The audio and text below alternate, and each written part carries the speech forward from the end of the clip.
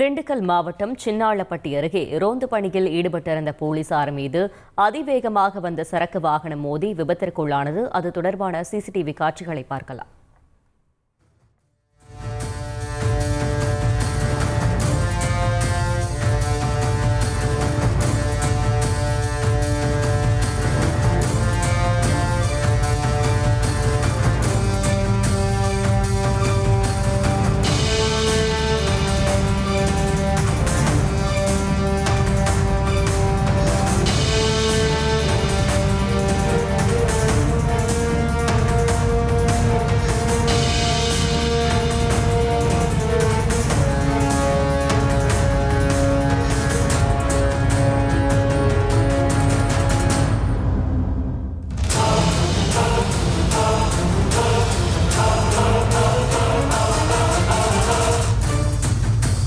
Makeup போடுறது ஒரு அழகான கலைங்க.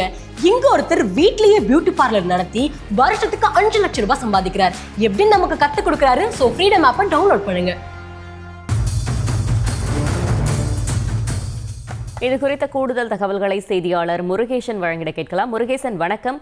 அந்த போலீசாரின் நிலை தற்பொழுது எப்படி இருக்கிறது? இந்த சம்பவத்தின் விசாரணையின் முடிவில் என்ன தகவல் வெளியாகி இருக்கிறது?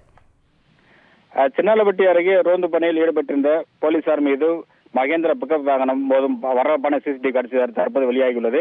திண்டுக்கல் மாவட்டம் சின்னாளப்பட்டி காவல் நிலையத்தைச் சேர்ந்த எஸ். சேகர், மணிகண்டன் மற்றும் சதீஷ்குமார் ஆகிய போலீசாரும் 2 பட்டாலியன் போலீசாரும் தங்களது இருசக்கர வாகனத்தில் சின்னாளப்பட்டி காவல் நிலைய எல்லைக்குட்பட்ட பகுதியில் ரோந்து பணிகளுக்காக சென்று கொண்டனர். அப்போது பெருமாள் கோயில்பட்டி ஊருக்குள் ரோந்து பணியில் ஈடுபட்டிருந்த பொழுது அந்த ஊருக்குள் தங்களது இருசக்கர வாகனத்தை நிறுத்திவிட்டு போலீசார் பேசிக் கொண்டிருந்த பொழுது அந்த வழியாக மகேந்திரா பிக்கப் வாகனம் ஒன்று அதிபயங்கரமாக வந்து போலீசாருடைய வாகனத்தின் மீதும் போலீசார் மீதும் பயங்கரமாக மோதியது. இதில் நிலை குறைந்து தடுமாறி விழுந்த போலீசார் தங்களது இருசக்கர வாகனத்தும் கடுமையாக சேதமடைந்தது. போலீசாரும் படுகாயமடைந்தனர். இதனையடுத்து மகேந்திரா பிக்கப் வாகனம் அருகில் இருந்த சுவற்றில் மோதி நின்றது. பின்னர் சுதாரித்துக் கொண்ட போலீசார் மகேந்திரா பிக்கப் வாகனத்தை ஓட்டி வந்த பெருமாள் கோயில்பட்டியைச் சேர்ந்த மருதுபாண்டி என்பவரை போலீசார் அழைத்து வந்து சின்னாளப்பட்டி போலீஸ் நிலையத்தில் விசாரித்து வருகின்றனர். இந்த விபத்தில் பட்டாலியன் போலீசாருக்கு கழுத்தில் 2 தையல்களும் மற்றொரு போலீசாருக்கு 18 தையல்களும் போடப்பட்டு அரசு மற்றும் தனியார் மருத்துவமனையில் அனுமதிக்கப்பட்டு வருகின்றனர். தற்போது இந்த சிசிடிவி தற்போது வெளியாகி பரபரப்பை ஏற்படுத்தியுள்ளது.